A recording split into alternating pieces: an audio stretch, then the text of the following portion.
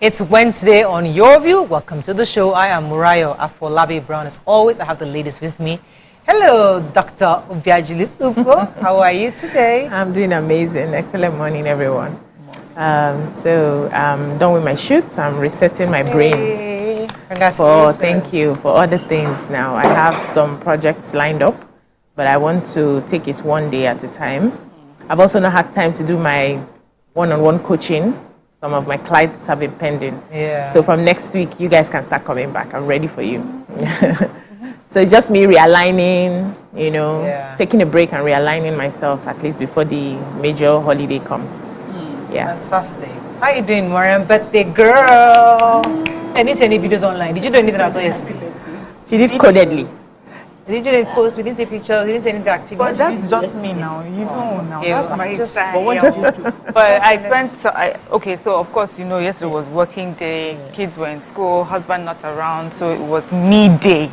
Took myself out. I had lots of fun. I went to see a couple of friends. A friend of mine who is also getting married. Nice. So it was for me. You did exactly what you wanted to do. Yes, but I have to thank everyone for the love. First of all, I was getting calls. Where are you? Your view lady said they are going to storm your house. So everyone kept using the word storm. I said, I did not watch the show. I've been out since. Like they didn't storm, but they stormed in my heart. They are just wonderful ladies. They always show up for me no matter what. But yesterday was a working day, so I understand. And for all the love on social media, the messages. Like, people saying you happy birthday, but some people took their time to write me messages I knew that were heartfelt and honest and genuine. And I thank you, all of you, for your prayers and your well wishes. Thank you so much. And of course, my children, my daughter, she had decorated it as much as she could, created a nook so that she and I could have dinner. Just had a lovely time yesterday. Beautiful, blessed. The calls. Good. Unending. Thank you. Congratulations. Hello, Amaka Fresh in the building. How many of these glasses do you have? I have like 100. Because it's a new one. I thought like it was terrible. Yeah, was. Actually, I have like 100 because when you wear glasses, I'm wearing glasses since like 2, and so you need to make it. You need to make it fashionable. Yeah, more fashionable. Yes, and then I have this boil inside my left eye, so it's giving me like this numb headache. Like it's not even funny at all. Yeah. And then most especially today is my niece's birthday, my sister's daughter, Christabel. I was there in Canada the day she was born. Wow. She's mini me, she behaves like me, she loves makeup. Anytime I'm in Canada, she has to help me do my makeup and stuff. Christabel, I want to say happy birthday. I can't believe it's 6 years today. Like, wow, you're such a big girl. I love you so much. Good. Happy birthday, Christabel. Yeah. Happy birthday, Christabel. Darling. So today is Okwe's mom's birthday. She's 60 today. I just saw Okwe's post here. So happy birthday to Mama Okwe. Happy birthday to Okwe. Many happy years for her. Yes, I always remember her by her puff puff. She makes amazing food. Really? Yeah. Wow. Nice. I've not tasted that before. Are you sure We need to have some. I don't know. What my sister's wedding, we went for the wedding. Oh, I Then remember. I was like serious keto, but once the one puff puff just passed my nose like this. I had a lot of heavenly puff. We should order some. Yeah. All right, let's go on a short break. When we return, we'll look at the front pages of the papers. Stay with us. We'll be right back.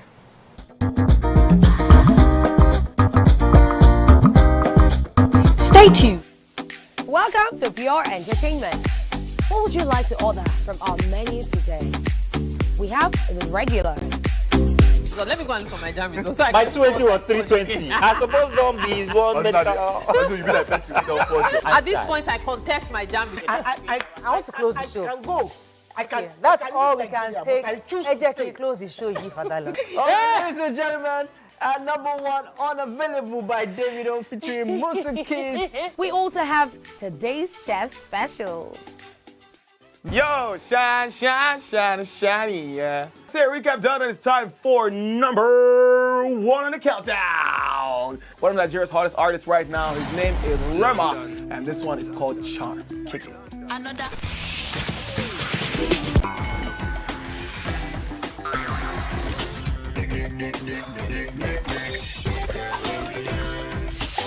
For dessert and a bit of nightcap, we have the nighttime and online specials. I want to start the gym, yeah? But do you know one thing that's actually keeping me back? You should start the gym, though. You're getting fat. Cricket. She says? Air Force promotes retirees and 4 officers. How Emefiele moved millions to wife by witness. Government to pay 36-month salary arrears of Unity School teachers. FAN subsidizing 19 unviable airports, says CEO. Varsity workers protest over outstanding pay rocks campuses. NPAN expresses concern over safety of Alabelewe and Abdu. And finally, federal government gets Ministry of Livestock Development. Okay, which story are we starting with? Let's start with the major headline, the new minimum wage. They said the bill will soon be sent to the National Assembly. This was according to the Trade Union Congress President, Festus Osifo, yesterday, and he also allayed concerns of delay, saying that President Bola Ahmed Tinubu was consulting Labour and also reaching and holding conversations with various other stakeholders. And he said Labour expects that what will be submitted to the National Assembly will actually be a minimum wage that will cater for the poorest of the poor. He added that they are doing some level of internal work so that the bill will be submitted, very soon. And they are insisting on the 250,000 naira benchmark as the ideal minimum wage. He also said that the Labour met again with the Minister of State for Labour and Employment, Secretary to the Government of the Federation, and other government officials, towards the acceptable minimum wage. So meetings are going back and forth, and hopefully we'll be able to get good news at the end of the day. Yeah, I have the former CBN governor. He was in court yesterday, and he catch a special offences court, and the court heard how the former CBN governor, Emefiele, would transfer millions of naira into his wife's account. There was a witness, her name Mrs. Ifoma Ogbonaya. She was an assistant bank manager at the time, and she said that millions of money was moved into several tranches into several companies' accounts. And as we know, Emefiele is standing trial over the abuse of his office, alleged $4.5 billion and $2.8 billion fraud before the court. His lawyer had also asked that he be granted his leave so that he could go abroad for medical reasons. But the EFCC lawyers are saying that they do not think that it's safe, that he can trust that once he gets his passport and he would not disappear, and that and there's no evidence to show that his illness cannot be treated here in Nigeria. But some of the transactions, going back to the transactions that happened in the ex-CBN governor's wife's name, Margaret Emefiele, they said that she would ask this particular manager to make these transfers, and they would be sent to these companies. There was one called Amswith Resources and Solutions, Limelight Dimensional Service Limited, OMEC Support Service Limited, and Mango Farms. And she says all of them had, in the end, were being signed off by Mrs. Emefiele, so she knew that they all went to her. But she used to reach out to her via emails, phones, WhatsApp, whatever, and the monies went to her. Okay, another story. Okay, so I have the non-academic workers of public universities in the country yesterday embarked on a one-day warning protest over the non-payment of their 4-month salary arrears. A peaceful protest on campuses of the universities and the Nigeria French language village in Badagry, Lagos State was coordinated by the Non-Academic Staff Union of Educational and Associated Institutions and the Senior Staff Association of Nigerian Universities. They said their National Executive Committee members would meet tomorrow to plan a national protest in Abuja if the federal government did not meet their demands. The Abuja protest, according to them, will serve as a signal to an indefinite strike that will lead to a shutdown of administrative functions of the public universities.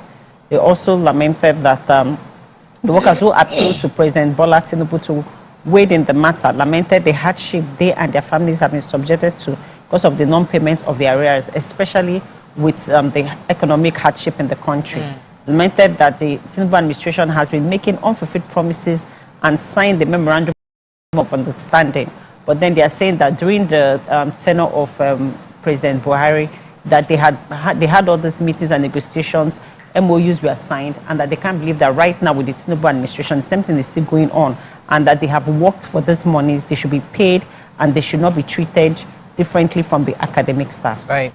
Okay, so our president yesterday went emotional as he relived memories of his late mom, Alaja Abibatu Mogaji. It was during the preview stage play called Abibatu Mogaji, the play, written by renowned playwright Professor Hamed Yerima and produced by one of our own, Ola Awakon. The president recounted how his mother's breast served as his first restaurant. Mama's grandson, which is Sheyi, said, my grandson didn't partake in my first breakfast with Mama because my first restaurant was her breast, my first toilet was her lap, and my first ever bedroom was her back. He also praised Ola Awakon repeatedly for his thorough research and the thoughtful presentation of the life of his mom, and a prominent businesswoman who was the Yaloja General of Nigeria. She died 2013, as many remember, and he pledged to invest in Nigeria's arts and culture sector. And that was I was happy for Ola because he's one of TVC, and it was good for him. That's one of his passion, playwrights. So I was happy that he was able to produce that. Yeah, amazing. That's got the recognition it deserves. Amazing work. Okay, moving on now to the punch fuel crisis lingers at NNPC. 6 fresh $2 billion crude-backed loan. Nigerian drug baron flees South Africa, arrested in Imo mansion. Rescue abducted Kaduna journalists' families and tell federal government. How Emefiele awarded CBN contracts to own companies, says witnesses. Court orders forfeiture of NIMASA funds diverted under Jonathan's administration. Samoa agreement, reps demand suspension of NBA faults the same as NBA faults the same-sex allegation. 19 Nigerian airports not viable, says FAN. And NEF demands grazing reserves as Tinubu plans livestock ministry. Okay, which story are we starting with? Okay, the MD of FAN, that's the Federal Airports Authority of Nigeria, Olubunmi Kuku, has said that only 3 out of 22 airports under his management are profitable and contribute largely to the growth of the aviation sector. She says that the nation's airports under FAN were being subsidized as they do not get passenger traffic commensurate to their operational cost. Also said that a lot of these airports need work. She said that, first of all, that the 4 out of 30 airports in the country are economically viable. They contribute 5.57 trillion to foreign trade in 51 months. The ones that are viable are the Nnamdi Azikiwe International Airport, Murtala Mohammed Airport, Kano, and Port Harcourt. Those ones contribute a sum of 529.68 billion in total exports and 5.05 trillion in imports from January 2020 to 2024.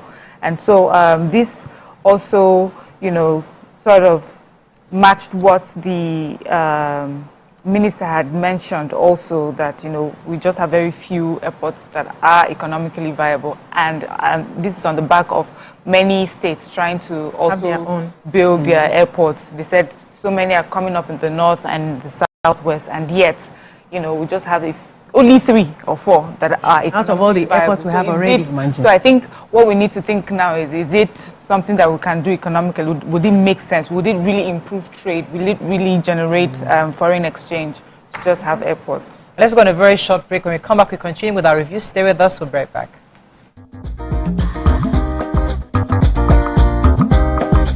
Stay tuned. Your view will be right back.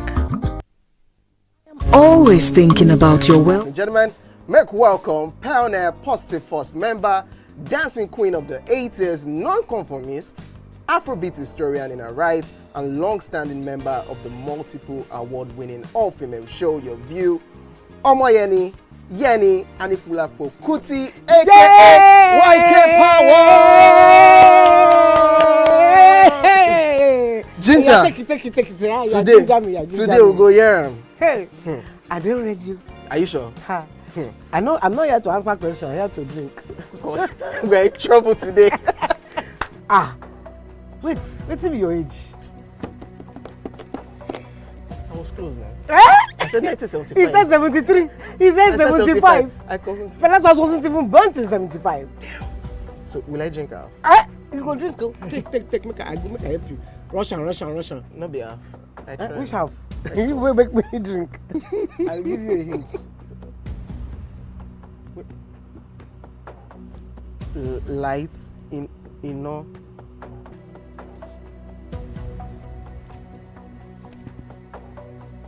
Nepa Road. Nepa Road in Abeokuta. First of all, my brain cannot memorize everything. A big black bug. A big black dog. Bug. A big black bug. Oh, sorry. A big. It all starts. Ọmọ fẹlá. Ọmọ Aníkúlá Pókùtì. Wọ́n rò pé kí ni kékeré yìí. It's by Audison. It's not by Audison.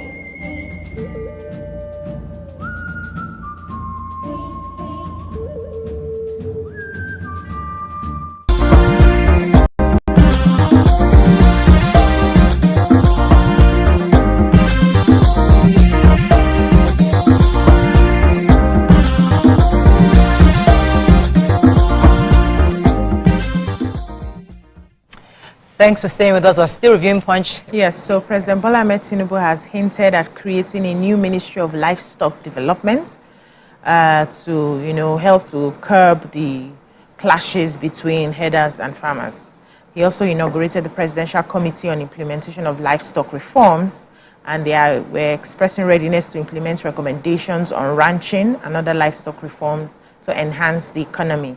So he chairs the committee, that's the president now, and also appointed a former chairman of the Independent National Electoral Commission, Professor Mahmoud Jega, as the co-chairman of this particular committee. And they are saying that this is to establish a separate ministry called the Ministry of Livestock Development, and they will develop the economy and give people the opportunity to excel, according to him while he was giving his speech. The special advisor to the president on media and publicity, Ajirin Galile, also said this in a statement, saying that the Committee on Implementation of Livestock Reforms was to address the obstacles in the agricultural productivity in the country. And they are looking forward to, having an agenda that will ensure, with international best practices, that people are able to have their livestock in peace and, stop some of those disruptions that they've been having in that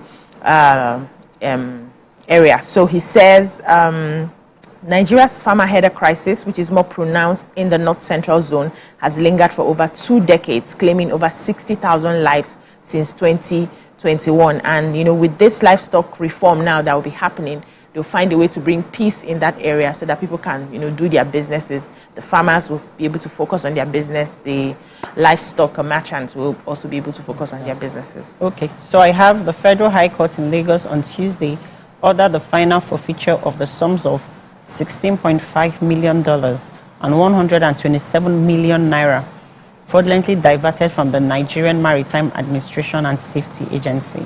According to the EFCC, the funds were diverted during the administration of ex-President Goodluck Jonathan. Justice Kehinde Ogundare ordered the final forfeiture of the funds to the federal government following an application on Tuesday by the EFCC. Counsel for the EFCC, Suleiman, told the judge that funds were found to be process of illegal activities. According to the EFCC, the funds were meant for the implementation of international ship and port security projects. The judge had, on May 23, 2024 made an order temporarily forfeiting the funds following an ex parte application by the EFCC. I hope that something will finally be done. I hope these funds have not been spent because, you know, they just keep going to prison. These monies, they don't repatriate them. We don't get them back. Most of them has been spent. So, you know, I don't understand how they keep doing the same things over and over again. I hope something. I have a very sad story here. So Justice Roman Oshodi, was a good story. It says that Justice Roman Oshodi of the Ikeja Sexual Offences and Domestic Violence Court in Lagos yesterday sentenced a school bus driver, Michael Mwete, to life imprisonment for the defilement of a 3-year-old child. The judge said that the prosecution gave direct evidence as a survivor, despite her age, was able to narrate to the court how the man defiled her. According to the prosecution, the child was able to narrate that. I mean, not even say well because it's hard. 3-year-old. You know, so she said when the baby got home, she told her mother that Uncle Michael touched me. And her mother was kind of brushed her, thinking maybe it's normal touch. Until she wanted to bath her in the evening. When Butter got to her private room, she now started seeing how sore it was. She was like asking her what happened. And then he said he touched me, he jumped on me, you know. Oh, poor child. So all that, you know, but I'm happy that he's been sentenced to life in prison. I wish he got maybe something like castration in our law. We have, you know, there's got to be something more than life imprisonment. Yeah, yes. But, you know, the justice was, and I'm happy that hopefully the child can be able to recover this trauma. Moving on now to the daily. So I didn't want to. It was quite heartbreaking. Food crisis. Senate warns of nationwide protest. Says food reserves empty. Reps asked the federal government to suspend implementation of the Samoa Agreement. Southeast town unions back governors' demand for Kanu's freedom. U.S. troops complete first phase of withdrawal from Niger. SANU Nasu hold nationwide protest, appeal to president over withheld salaries. NPAN worried over fate of abducted Kaduna-based journalists. Stop cursing Nigeria because of hardships, Shetima tells citizens. And FG spent 5.78 trillion on debt servicing in 9 months in 2023. Says the budget office. Okay, which story are we going to take? Yes. Okay, the Senate considered a motion tagged urgent need to address food insecurity and market exploitation of consumables in Nigeria. This was co-sponsored by Mohammed Ali Ndume. And, you know, they were just talking about the fact that we have a food crisis. They're saying that, you know, that they can see that there's hunger in the land. Common man is unable to get food. They see that most people really just get like 1 meal a day as it is. They are aware that, you know, rainy season things get more expensive. But that beyond that, our reserves are empty. They said the silos are empty. Would need to import food that would need foreign exchange. So they will need to start talking to the presidency about that to see how, you know, that can cover up for what we have. But there was a sense of apprehension, you know, that this may lead to a serious problem. That yes, Nigerians are patient and their patience is elastic, but it is not forever. You know, that there will come a point where we'll see them, you know, protesting because of this. So the government has to do something immediately.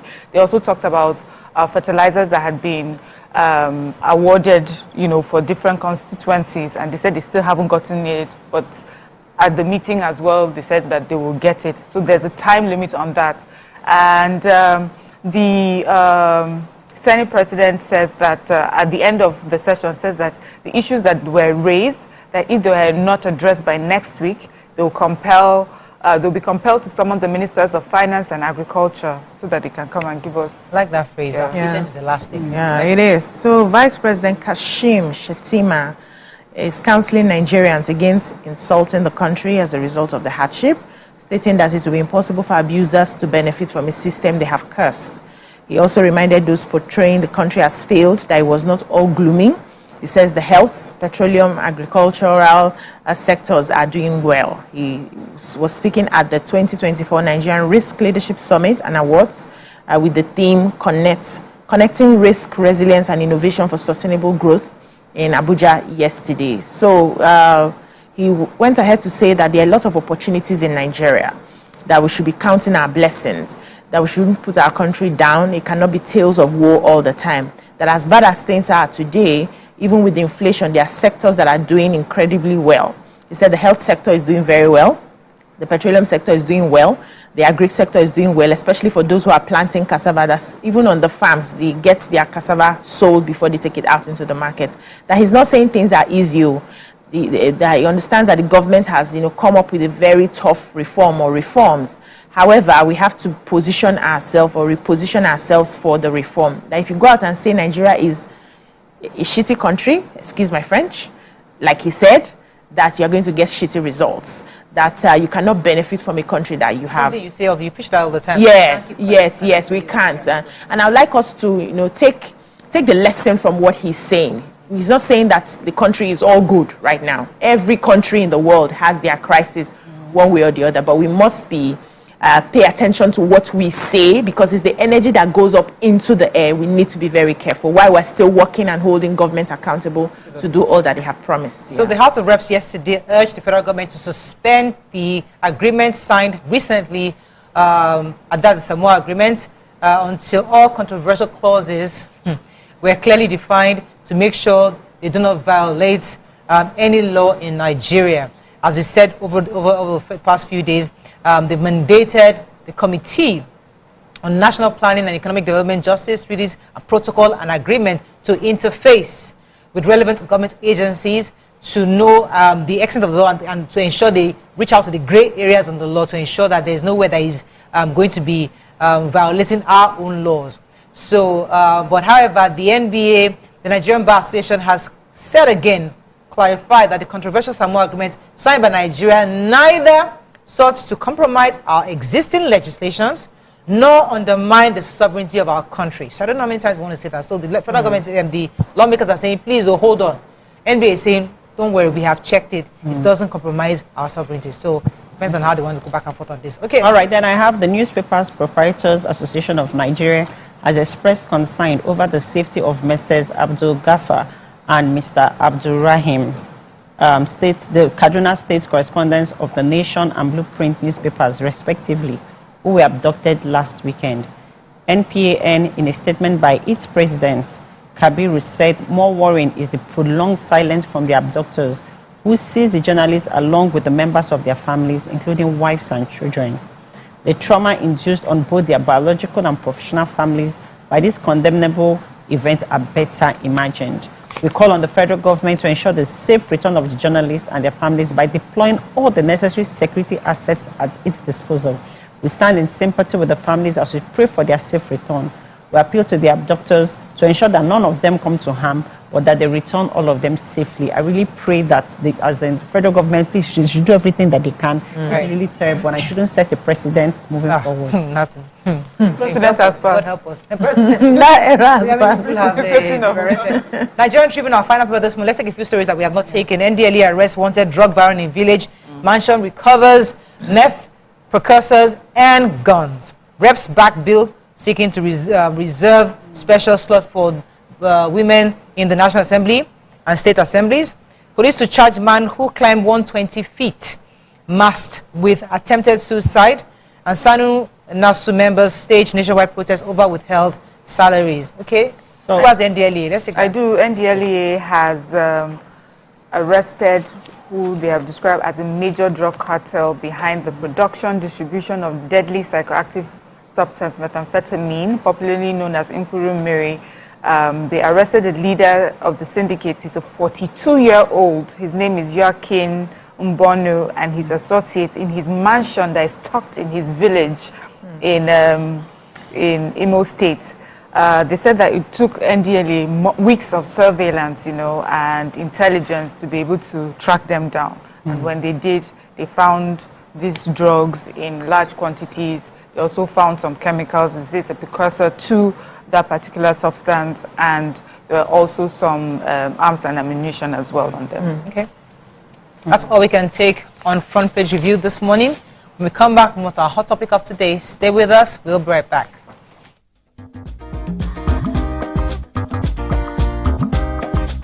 Stay tuned. Your View will be right back. Ladies and gentlemen, make welcome the grand comedian of the Federal Republic of Nigeria, Benga Dainka the First.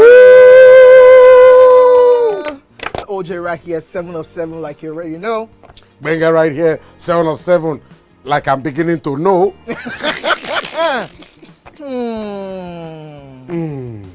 It's now time for the question. You don't scare me one bit. Bata, I go drink. So. Okay. So now one chance for enter. My first question. Do you remember the names of the winners of that edition of StarQuest? Of course I do. Why do you? And I hate myself for this because I have this question for you. Final question. No. Where outside Nigeria and what year? Think you're the only one that can be wicked. I am thinking because I know back in the day. Don't think. Answer my question quick. You are thinking too much. I don't like it. The UK. Final answer. Okay. I said, God, please, let me to perform outside Nigeria. Wait. And God gave me a show in Ghana. Drink, my friend, drink. I don't overthink this thing. See where I can. Yes, you overthink them. I would say you should catwalk. Let's catwalk. Where are we? No, that's not catwalking. That's good talking.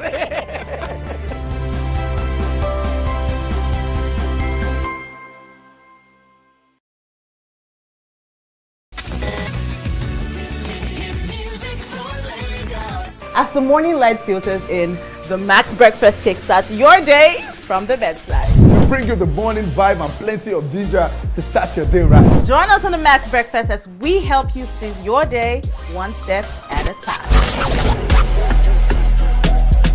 On Max Hits, we've got the ultimate playlist for you. We give you back to back. And all the biggest news from the world of entertainment. Only on Max Hits. Area! Waiting the apple, waiting the shop. You need to award winning waiting the 102.3 Max FM. Lagos, Nigeria, you're welcome to the Max Drive. Whether you're there for inside motor, you're there for inside traffic, we're there for you with the Max Do It. You know what it is. It's the Max House Party. King Dion, DJ Charlie Shee.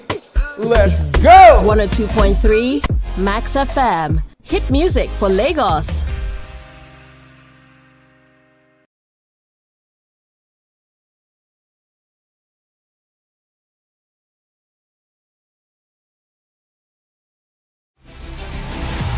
Hello, Niger. The time is right because the prize is right here. Be a part of our turbocharged studio audience for a chance to win.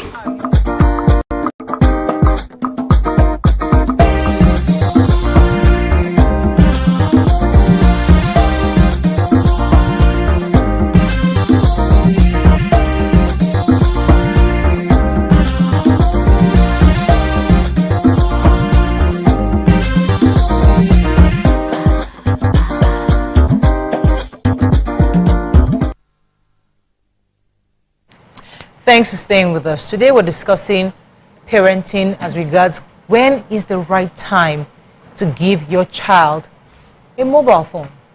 Many have expressed their opinion that it is crucial, especially these days where times have become quite dangerous, and it's important for you to know where your child is per time. People have expressed the importance of being able to monitor where their children are per time. However, others have said that given the situation of the world where information is easily accessible and even adult information or lewd information is easily accessible to young people, they would rather refrain from giving their children phones. Others have said, don't even bother until you're an adult, till you're 18 years old, forget about it. What are your thoughts? You can call us on the numbers on your screen to share your own thoughts with us on why do you think it's a good idea to give a child a phone or not. You can call us on 081 0764 1679 and yeah, the numbers on your screen. So let me come to the ladies. The person on the prompter is obviously confused. All right. So what are your thoughts? I mean recently, one of the actresses, Bisola, was discussing something similar, talking about, I think her daughter, she told her daughter initially that you get a phone at the age of 15, but then the daughter did something and she extended it for another, they're not getting it for another 1 year, you know. And, you know, so that is, and people, she said that people came for her, that why would you do that to your child? And she was thinking that it's my own decision. But others are saying, the fact that I gave my child a phone at the age of 10 saved her life, or saved his life, because she was able to tell me what happened and I was able to come there to rescue my child. So people have different versions and different stories. What are your thoughts on this? Let me start with you, BC. Okay, so for me, I don't believe there's a blanket rule on how we should raise our children. The most important thing is that we protect them, protect their innocence for as long as we can possibly, you know, protect them. And that means those things we know that will hurt them, we take away from them. And those things that we know that would aid them, we assist them in getting. And also, it means that we must go further to play the role of observation and supervision. Very important. The problem is where parents are not there to observe their children and they just allow them have access to anything to sort of compensate their absence. But with a parent who is mindful, who is there, your kids can actually have some of those gadgets and not be silly with them, right? Because before you even gave it to them in the first place, you already understand their capacities and what they are able to do. And you also put measures in place to monitor what is going on when they are there and when they are not there, right? So me personally, my kids got phones quite early. And because they needed the phones initially it was for school, and then after a while, it was the fact that the phones were just lying. So when I change my phones, the remaining ones are just lying there, and I just have to put a SIM so that if I'm outside and I'm calling, you'll be able to pick and respond and all of that. And then when it was time for me to start having conversations with them on the benefits and disadvantages of having the phones, we started having, there's no conversation I've not had with my children. We started having, in fact, when the last conversation we had when we were talking about this, they are non-binary and blah, blah, when they started mentioning names of, you know, some of those things that I've never even heard before, and they were explaining to me, and I was getting their thoughts on some of those issues. So, and also because I realized that my children actually come wiser than their age. I think they took that from their father, right? So there are there's a sort of wisdom that they have, which when I discuss with other children that are the same age, I don't get that sort of wisdom. So I can trust them for certain things. But how did I do it to curtail them? We have times where they are able to use the phones. We have times where they drop the phone. I was having a conversation with my son a few months back, and I said, you are developing an addictive brain because you're constantly facing your game. And now I have to take that game away from you, and I give you specific times that you can have access to the game. And I also tied the phones to projects where you are able to do something and then you get an upgrade on your phone. My daughter is a published author now because I tied it to a project. My son is about to launch his product because I tied it to a project. So I'm not just giving them the phone because I want them to have access to all of those things. Whether I give them or not, they go to school, they have conversations, they can watch from other people, right? I'm tying it to something so that it means more to them than just having access to anything that you want. Okay, let me come to you, Miriam. What are your thoughts on this issue of when is the best time to give a child phone? Yeah. First of all, I think there's an age limit, really, when they can have access to phones and also the internet. I think with us, the reason why they got the internet early was during COVID. We had no choice but to go online at that time. And so our children got it. But personally, if we didn't have that period, my children would have stayed, you know, much longer before they had access. So I have a 10-year-old daughter. And we went somewhere and somebody was asking her, what are your favorite TikTok songs and whatever? And she says, I'm only 10. My mom does not allow me to be on TikTok. I'm not on TikTok yet. My mom thinks I'm too young. My shoulder raised up a bit. I was like, yes, you know, that she's able to communicate that. And she knows that in my communication of that, it's not that we hate you, we're stopping you, we don't want you to be part. She realizes because I am too young. And the conversation I had with her was there are some people who don't understand boundaries. some people who don't understand, you know, how to relate with young people, who will put information that is not ready for a young mind yet. I said, and they are not mommy. They don't care about your well-being. They don't care if you're happy or sad. They just want to do things because they can. And so that's why you're not ready. So I don't have a child who feels like she's missing out on anything. She just realizes, okay, I need to grow up. Even with my son, I always say to him, I said, you're only 12. Your frontal lobe is still developing. There are things we are yet to understand. So with him, it's not as easy. He is much more expressive. I have friends that already have it and things like that. But I'm also grateful for their school that allows them to have phones, but they're not connected to the internet. So you can call your parents, you can have that phone text conversations. And then, but they also have school laptops. And school laptops are monitored, you know, by there are different apps that they have on it. You know, you're able to see what it is that they're doing on the laptop.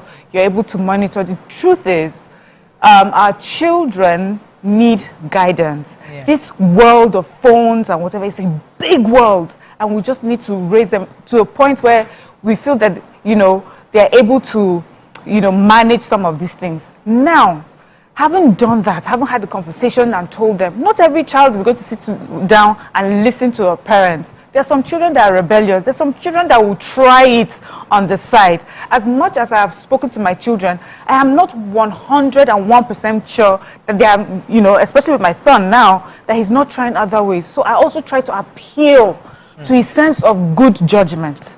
That's why the conversation comes. This is the reason why. These are the things. If I see something, but it also does not stop me from random checks. You know, I check what he's doing. So so that's why I feel that the longer for me, the best age really, I'm telling you, 18 years. Yeah.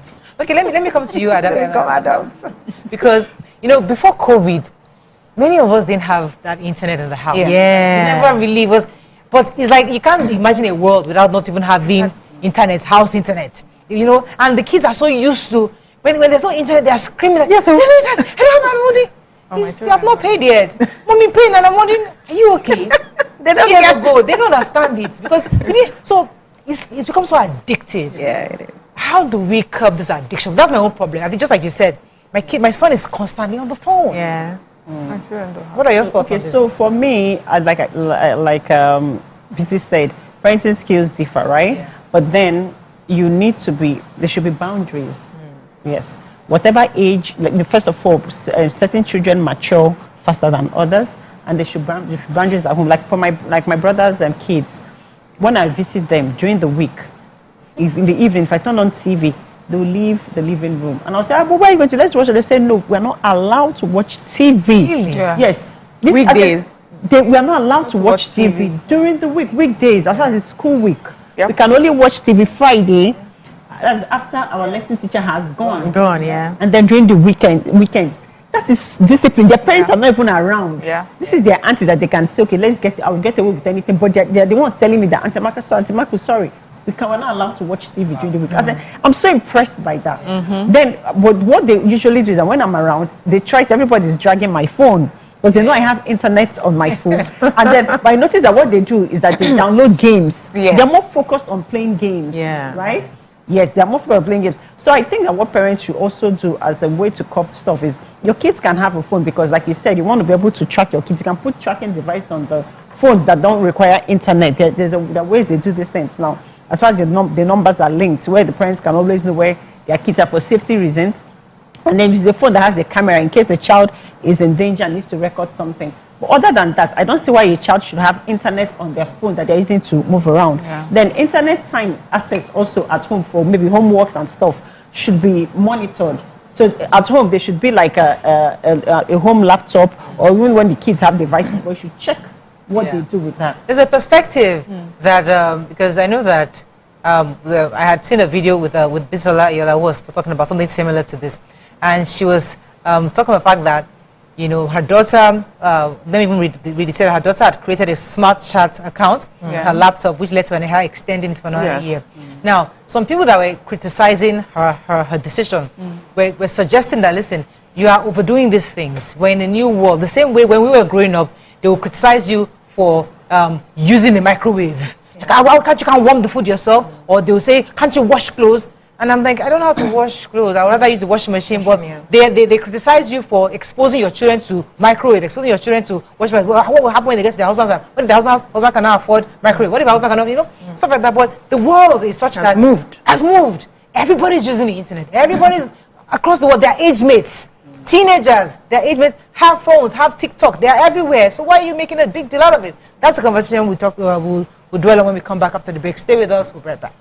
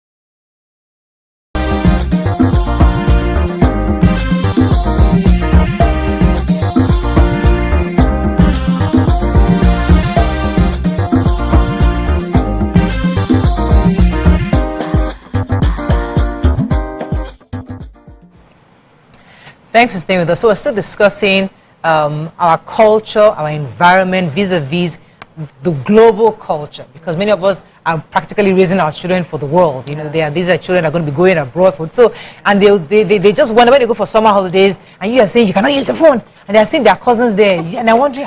Let me give you a story. So when we went, the first time I took the kids to the US, they met up with their cousins, and their cousins are younger because I started birthing earlier than my sister.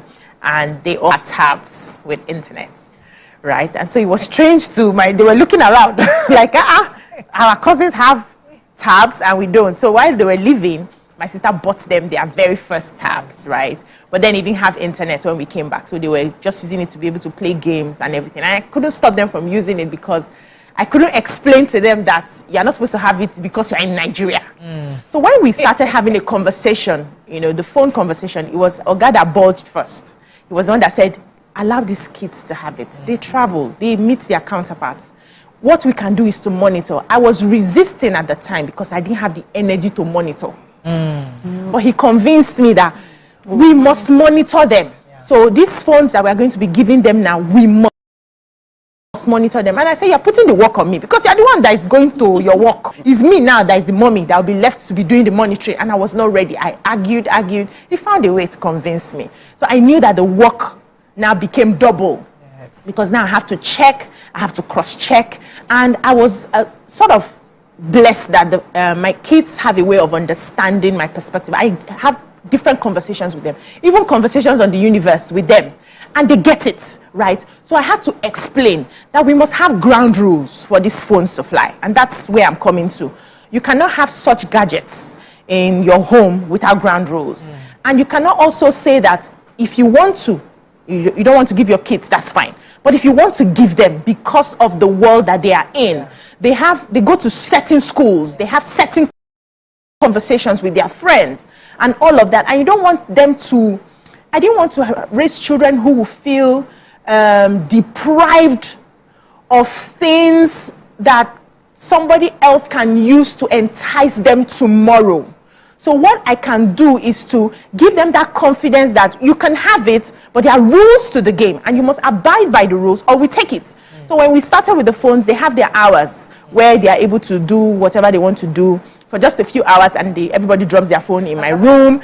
And then when we are at a table, everybody in fact, I collect my husband's phone, drop your phone in this basket. We're having family time, because I realized that we are now missing out on conversations because everybody had to hold their gadget. So those rules are what would help you, keep the sanity while you are also not losing out on some of the things because the times are moving. Where you said that we have to, it's about the monitoring part. Yeah. Because I know that I had strict rules, very strict rules. Same thing, you don't watch TV during the week. They all works, In fact, I put my help in the house as police. They know the rules when you're going to be on the tab.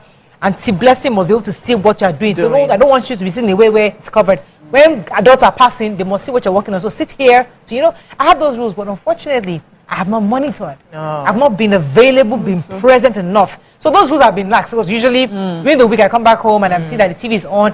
Usually, I'll say, why is the TV on? But now, you're tired. I go right upstairs. So it's about, if we're going to put certain rules, it's also about us parenting. Doing the work. Sure that we're doing the work to monitor, to check, to be sure that our rules are being adhered to.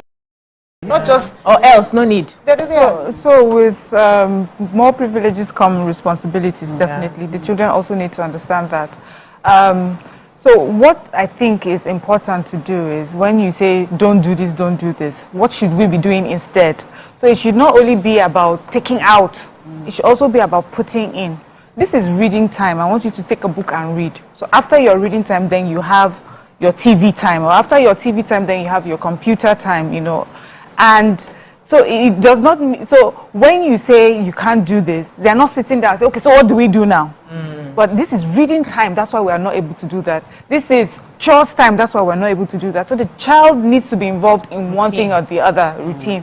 Now concerning the phone, so we're talking about phone specifically here for this conversation. And I don't think that not having a phone at the age that my children are will make them feel left out or not at par with their mates. They have the computer. They have access to the computer. They use it for schoolwork and they're able to, do other things with it. They watch television during television time and they listen to the news. They read their books. In fact, for me, in my house, it's more important for them to understand that you don't need to have everything everybody has. This is your house. These are your rules. These are your values. And I hope that you're confident enough to stand with someone that says, hey, you don't have a phone. Say, yeah, in my house, we don't because of this. I feel proud about it, because there's a reason why you don't, and it's not. I have 2 callers on the hold. Maraka first. Good morning. Thanks for calling. You're live. Yeah, good morning, Wanda. Go ahead, please. Yeah. The age limit to... Hello? We can hear you very clearly. Please go ahead. Okay. The age limit to get cell phone to our children is between 20s and above. And I know of my daughter before we went to get her a phone. It was already 20 years old before we got admission to higher institution, because I'm making my duty to all of them because I have 3 kids. So all of them, even my little boy who is 19 years, I have no phone. So it was fortunate that since the telephone has become to Nigeria users, everything changed in our countries. Unlike before, when we have 90 in our home, things were not so bad as it is today. Now, if you say that, it's even after that, today, most of our parents, they give their what they call this small cigarette keyboard, just left like a phone, and they see it, they go beyond what we are seeing as a parents. So therefore, those Oh, Marika, we didn't hear everything you said, but thank you so much for giving your comments. I have another caller who's been holding. Good morning. Oh, we lost that caller. Let me come to you, Amaka, because it's summertime. The kids are going on break. Parents are worried that what do I do? Because that's all they do. You go to work, the TV is on, and you're trying to put routine. We're really trying to make an effort to do this, but you're not there. You're not there. Follow up. So it's so difficult for kids to actually, my daughter has her small group of people.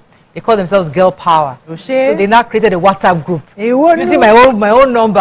So I'm the one getting all the messages. Until I get home at night, I say, Auntie, your people have been chatting. Please come and take the phone. And she only talks to them when I get home. Yeah. But throughout the day, they're all bantering and talking. Michelle, you're not answering us now. She said, I don't get the phone until maybe 7 when my mom gets back in the evening. But I know that this is summer holiday. She's not telling me, Mommy, can you leave your phone? Can I leave my phone? It's my work phone. But the kids want to engage. They're now growing up. Yes, they want to have small communities, small tribes, and we see them. So it's not all bad. In fact, there was one group meeting they had. One of them was having prayer meeting. Let us pray together. They finished praying. Okay, now let us study. What have you read? And I'm wondering, it's a good thing. As a parent, I'm wondering, it can be. Did I, so there's always that, should we not, Maka, So like, I like what Mariam said in terms of like that. Oh, Danny, can I pause you? I'm sorry. Boniface is back. Good morning, Boniface. Thanks for calling. You're live. Hello, Boniface. Good morning. Go ahead, please. Thank you very much. What I want to say, in respect to what you said, is that other people, other children of the world are having those gadgets. The truth of the matter is that I don't compare myself with any or allows my children to be compared with other children. Your children cannot be like other children. So therefore, the best thing you should do is to do what will work for you. Whatever that you see that will work for you or work for your children, go ahead and do it. Instead of you comparing your children with other people's children. Okay. That is not proper, and that is what I just want to say. Thank you, Mr. Boniface. Maka, let me come to jump in here. Your thoughts? So, like from what Mariam said, like, this is my home, this is our rules, and it's okay, right? I was raised that way. So it's not about a child having a gadget or not having a gadget. It's about the values instilled in your home. That's the most important thing here, right? Because like I have my young cousin, you met her at Cambridge, right? The sister, she's gone through, they've studied abroad, they did their masters, they're working. And then I tell her, I said, why are you not on any social media platform? She says, because it's not for me. It affects my mental health. There's peer pressure. It's just not for me. So I'm not interested in that. So it's important to make her own rules. Yeah, make her own rules. There's no peer pressure. She feels that she does not need to post anything. She does not want to see those things because they affect her. Yeah. So it's important to raise kids that know who they are. I love that. They have certain values. So it's apart from that peer pressures or their competitions or things happening in the world, or who is your child? Does your child, like growing up as a child, I love to read. So if there was, I wasn't a TV person, I was more into books. Like my sister, the son is about 4. And they just gave him the congratulations for having read over 1,000 books. Amazing. As in, at 4. Oh, so those are the things that. So what are you doing as a parent in your home? Like, as in, what values are you creating? And then it's also important to. This is something my parents did so much. I have a lot of confidence to create that confidence in your child that regardless of what you see, my mates are smoking, they are drinking, we're teenagers. It doesn't matter. I don't drink, right? And then people say, oh, but Maka, you're so what's up? You're constantly, I host a lot. Yes, I have a lot of drinks at home. I'm constantly giving people alcohol. But when I go out with my friends, but you not drink? Yes, but when I go out with my friends, I'm the life of the party. And people always say, you don't drink. I'll say no. They'll just look at me. I say yes, but I'm a fun person to be around. You're high naturally. I love that because I think this practically concludes this conversation because I saw a video. The greatest gift you can give a child is self-confidence. Yeah. That's the great, any parent, when you give your child confidence, there is nothing that life throws at that person. They are able to decide and choose right from wrong because they know who they are. If they want to indulge, let me just take a bit of it. And they can say, I don't like alcohol. Oh, I like it, and they can choose. But they are adults. So it's not so much about, don't do this, don't give them this. It's about who that child has become, who they are. Because life eventually They will have the internet. Eventually, they will get the phones. Eventually. They may even have it under your nose. You don't know. Exactly. So the truth is that it's that self-confidence which you talk about, who that child is, that really helps in this matter. Let me take a few calls and we wrap up on this. Good morning, Femi. You're live. Thanks for calling. Thanks, Mariah. Good morning. Morning. First time caller. Welcome to the show. Yeah. Quickly to this matter, yes, the children can be identified in classes. The ones who are self-actualized and are well-parented, and those that are open to the suggestions on the internet. First is, take a look at China. They didn't become the developmental and industrialized nation that they are by just allowing their children to go on TikTok and expose their bodies and be engaged in any kind of nonsense that we see our children perpetrating on the internet.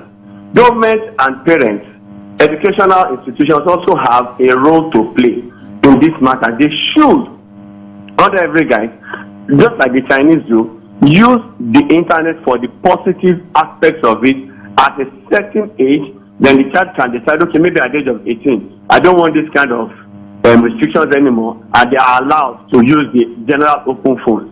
At primary school, the children are taught how to do, how do you call them, boards inside computers, carpentry. They enter competitions, and they post, those are the things they are posting. Positive things can only be taught to children. If you leave them alone, they will be under the pressure either of peers or bad parents or bad friends or bad friends from the parents, and we cannot afford to leave them open. The damage is already done. You can see what the hookup thing has caused. Children dying and being preyed upon and being murdered everywhere. Thank you so much, Femi. Any comments on social media as well? Yes. So September Production says, do what suits your family. Make una borrow sense in all this decision. What works for one may not work for another. Shikina. Virtuous Woman says, BC, monitoring is very important when it comes to young children having privileges of having a mobile phone. Don Yax TV says, children should be allowed to connect properly with parents.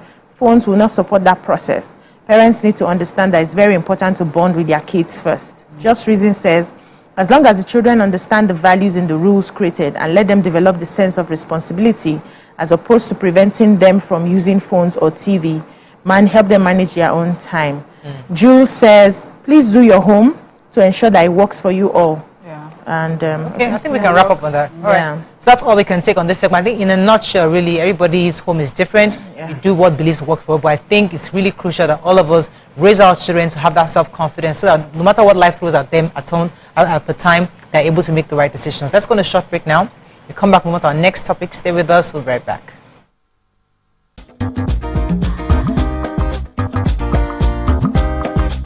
Stay tuned.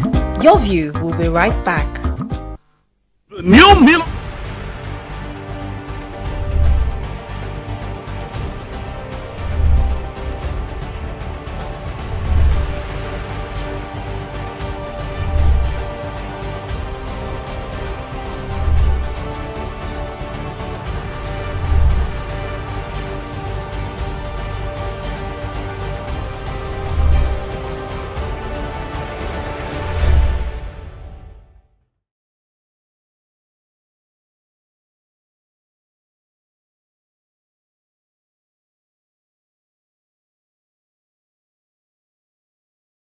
Ladies and gentlemen, we have Made Kuti in the view.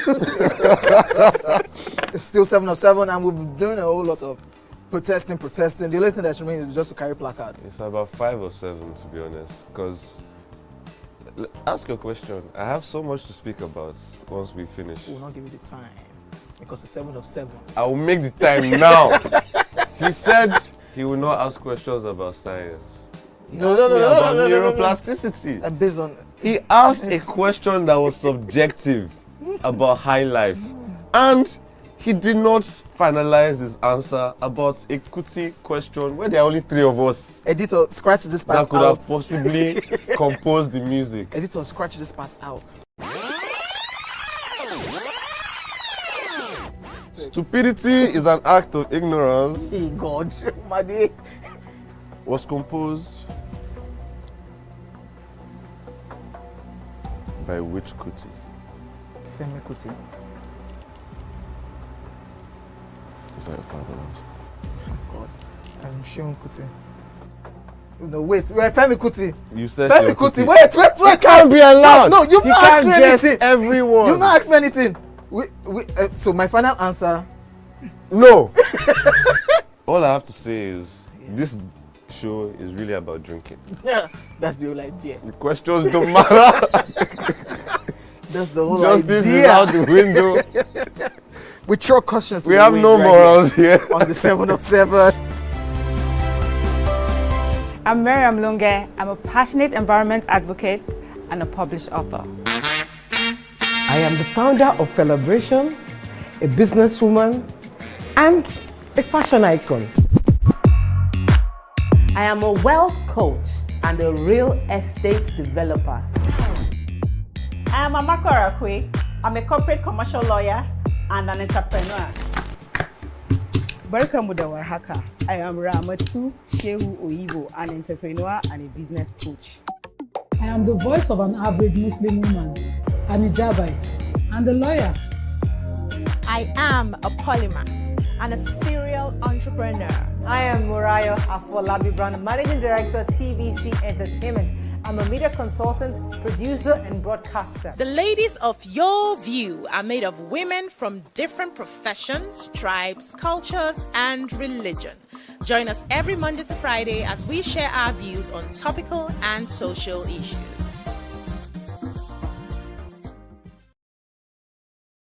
Ladies and gentlemen, make welcome pioneer Positive Force member, dancing queen of the 80s, non-conformist, Afrobeat historian in her right, and long-standing member of the multiple award-winning all-female show Your View, Omoyeni Yeni Anikulapo Kuti, aka YK Power. Ginger. Take it. Today we'll go here. Hey, I don't read you. Are you sure? I'm not here to answer questions. I'm here to drink. We're in trouble today. Wait till your age.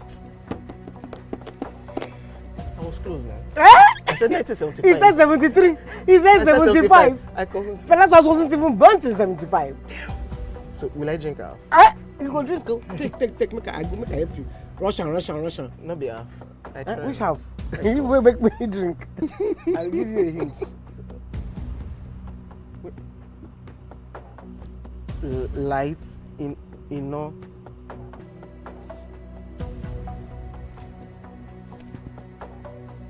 Nepa Road. Nepa Road in Abeokuta. First of all, my brain cannot memorize everything. A big black bug. A big black dog. Bug. A big black bug. Oh, sorry. A big. It don't start. Ọmọ fẹlá. Ọmọ Anikulapo Kuti. Wọ́n rò pé kí ni kékeré yìí. It's by Audison. It's not by Audison.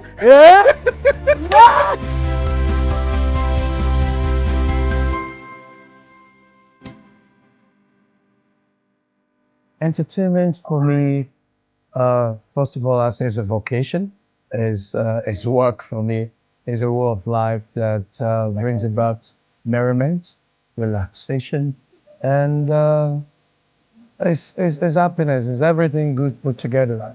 Anything at all just to make you happy, give you joy, make you laugh, make you dance. Entertainment is a way of life.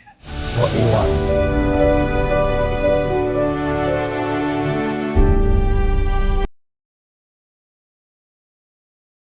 Ladies and gentlemen, make welcome the one who can make time stand still forever, Mr. Kelechi Amadi. How are you doing, sir? I'm good, my brother. You love that intro, Abi? It was great. Okay. Thank you. We try like that. Thank you. Now my question, which I feel is a cheap question. Oh, go ahead. What does ISO stand for?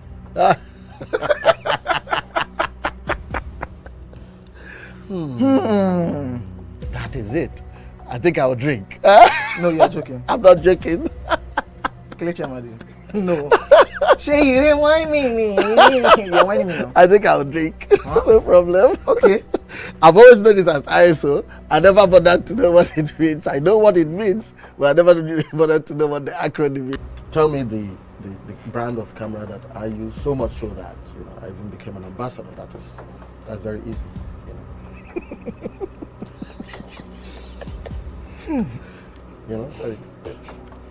It's out there. It's supposed to be, yeah. I just said, look, I give you this one as a token of my appreciation.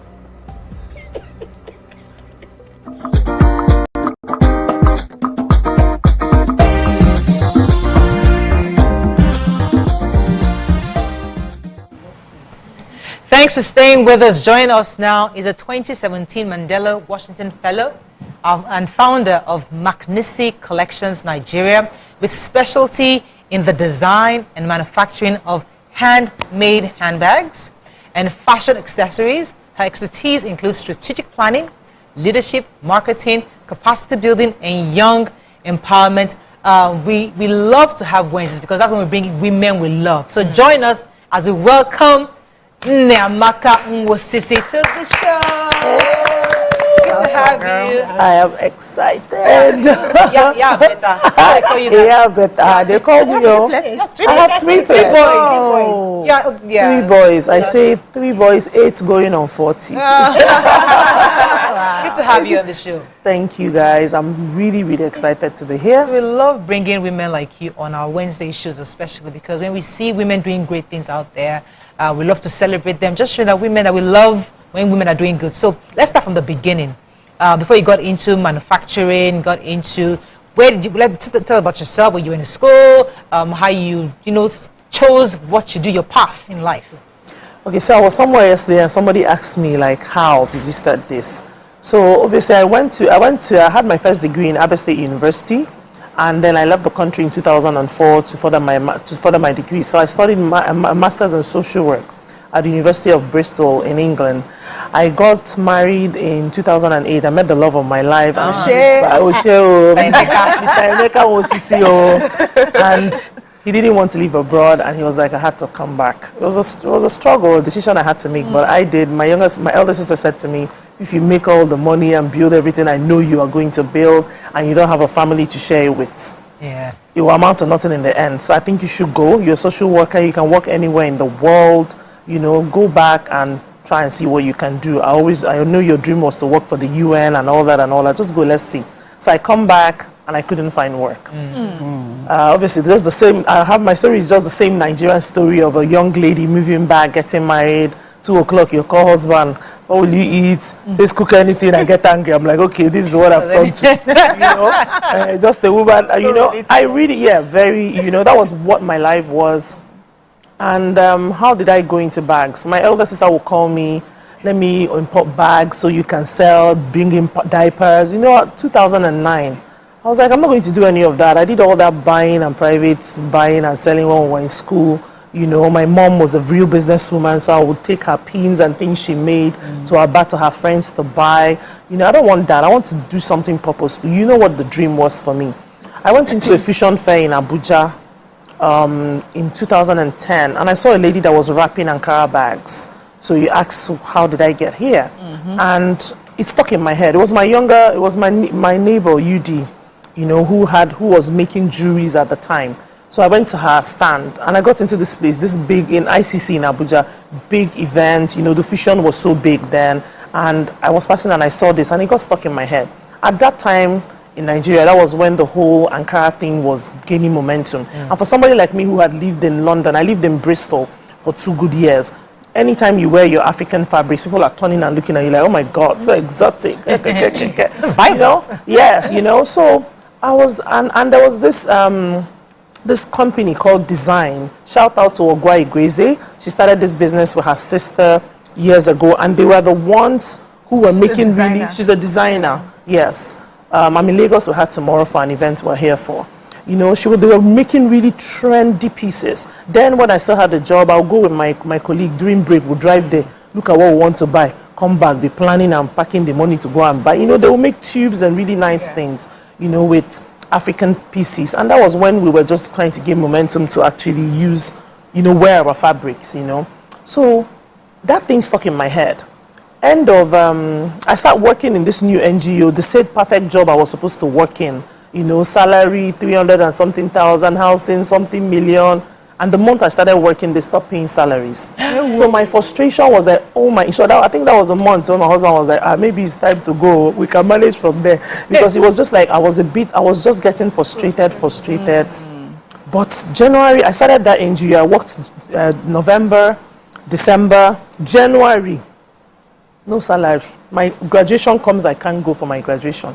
I think that was one of the tipping points for me because I had worked myself up to the table in England. I studied this course. I remember struggling to pay my fees with my big sister, my parents, you know. So the fact that I couldn't go for my graduation was like the tipping point at that point. You know, I started drawing those handbags at the end of January of 2010. And my mom gave me a machine. I bring out my machine. I tried to make them, but they weren't structured. For somebody who loved handbags, when I moved back to Nigeria, I came back with 2 full Galamos, 2 full bags, like 32 kg filled with bags, you know. And my husband would be like, how? I remember the day he was going through the bags. Which one is this? I say bag. This one, shoe bag. He said, you said that one is bag? I say, yes, another bag, you know. So I love bags. Yes. But I had always been a girl who loved structured bags. You know, the kind of bags where you put your key and you can leave. You don't have to stuff it to fill it. Yeah. Yeah. So when I thought about doing this, I started nursing the idea, made the Ankara bag. I took it out one day. It was so flabby. I had to put a book inside to give it form to go. I went out for an event and people were like, oh, this is so nice. Because it wasn't something you saw anybody trying to do. Yeah. I had a pink dress on. I had this Ankara that had prints, that had pink. And I wore it and people were nozzing on it. But then I now go into the market. There's a guy that had repaired my shoe in Otaku Market in Abuja. Sonny is his name. Shout out to Sonny. Like you know? Yeah, I have to because these are literally the people who, you know, how this whole thing started. I went to him. A friend of mine, Chineye as well. She had a boutique, so I would go to the market with her. She would buy different things to sell. And one day we went into the shop. She shopped in that Otaku Market. There was this dustbin that had Damax fabrics. You know when the women make the gillies, the Damax, the men cut this one. They were selling it for 200 naira. They wrapped it round. But you know how exotic Damax was. I brought it out and asked the girl. It was inside the bin. I said, what is this thing for? He said, it's the one that the men used to make the cap. I looked at it and I said, God, Chineye, this is going to look really nice on a bag. He said, because she didn't know what I was doing. I was saying. I said, I'm coming. I took it. I walked down to the guy's line. I think maybe a Basanjo line in Otaku Market or something. And I said, so I went to him, I said, Sonny, you've repaired my shoe and I saw you tearing a bag up the day I came. Do you think can you make a bag like a small clutch? He said, what do I mean?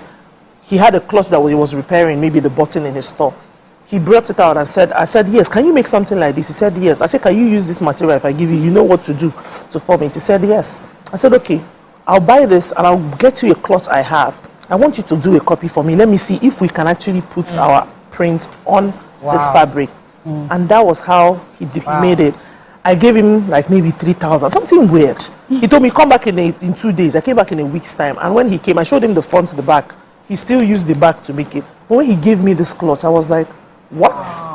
This is possible? Living in England, you know, leaving the country, and I thank God for my sister making me to leave. You know, you see the possibilities of what is there. And you live in a country where they're telling us we have to buy everything. I question that. And because I grew up in a family where if people were baking or buying cakes or they're changing, we were making them. My cousin were making outfits as beautiful as what Amaka is wearing as far back as when I was a child. So I had too much creativity around me. So I just said no to be buying. Yeah, you know, you're buying stuff. You know, so we make and you take. Let's get a few questions in for you because I know that you said quite a bit already. I don't even know where to jump in, but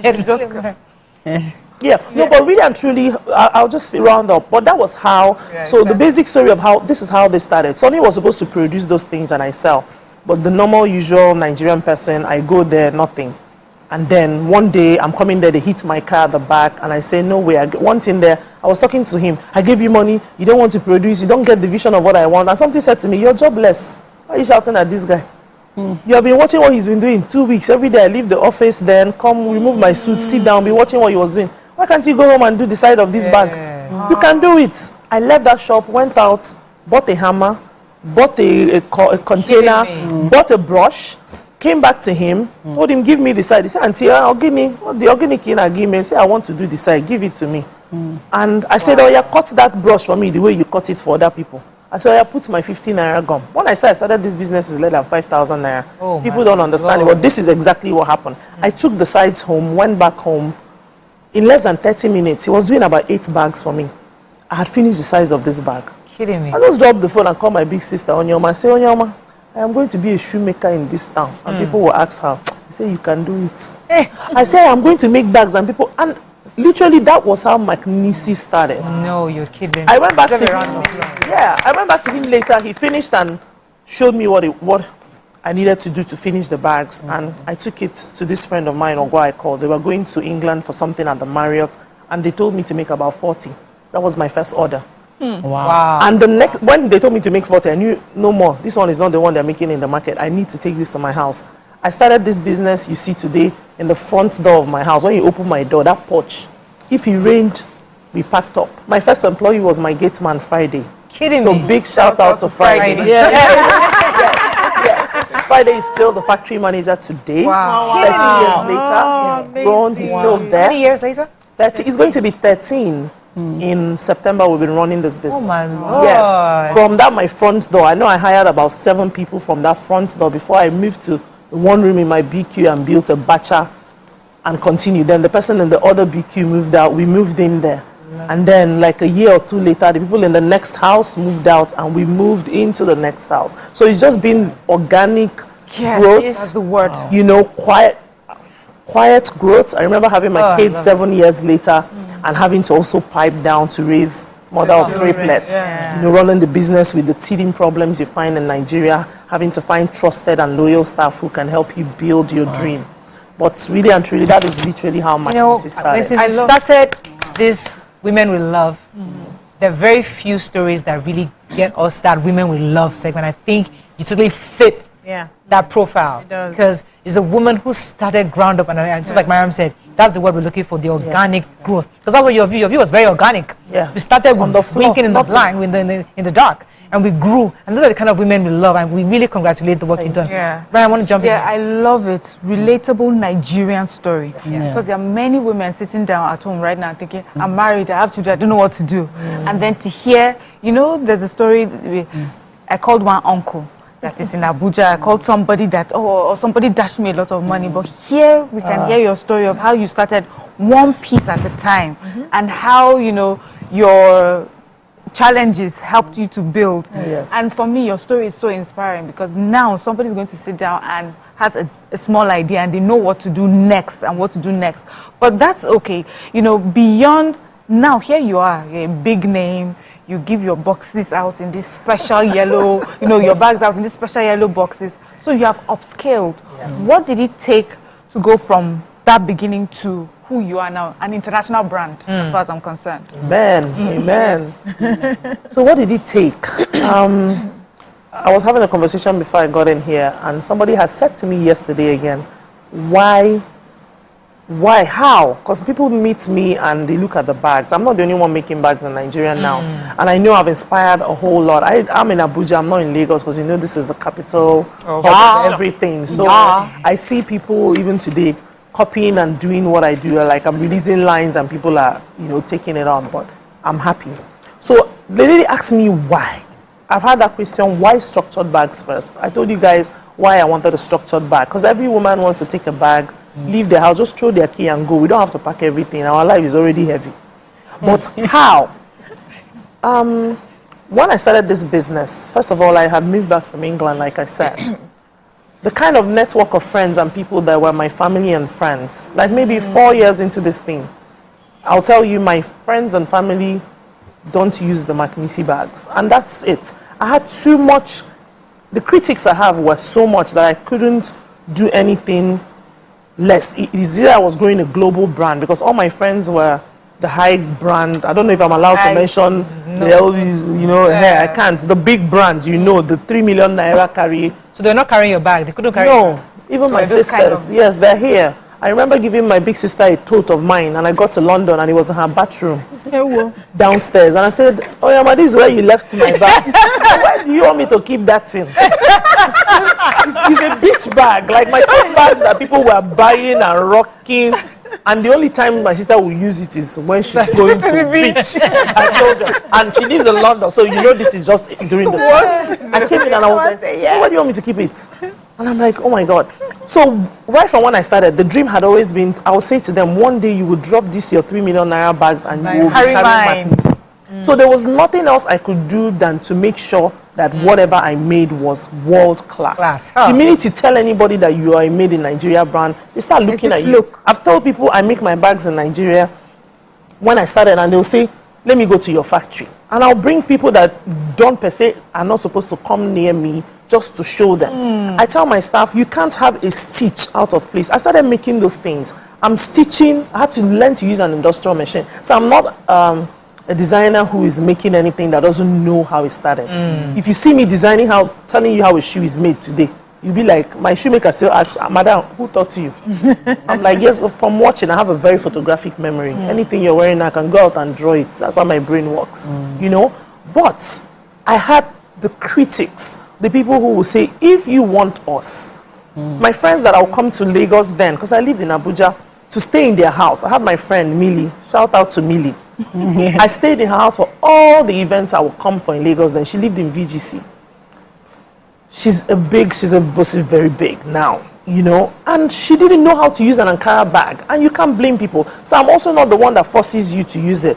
But I come in and I'm seeing all these things, like I can take those bags and I'm like, okay, you can have a stitch out of place if you want these people to promote you. So you had friends of mine, people telling them, so you're telling me about this girl who's doing amazing, but you're not using her bag. Where is it? So I had to make bags that the first lady was at par with their lifestyle. Yeah, I was at the UNESCO event last year representing Nigeria. You tell a good story. You have to go when you break. Actually. You have to stay market. When we come back, we continue this conversation. Stay with us. We'll be right back.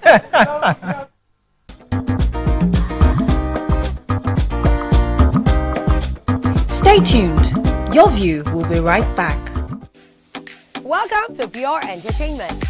What would you like to order from our menu today? We have the regular.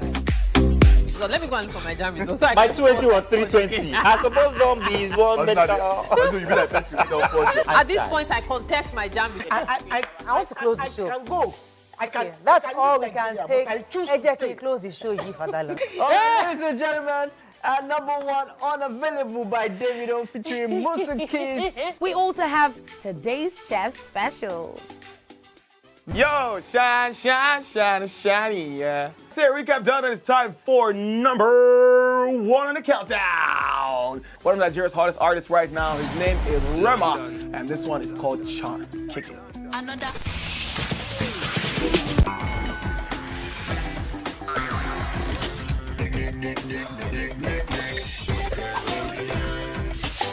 For dessert and a bit of nightcap, we have the nighttime and online specials.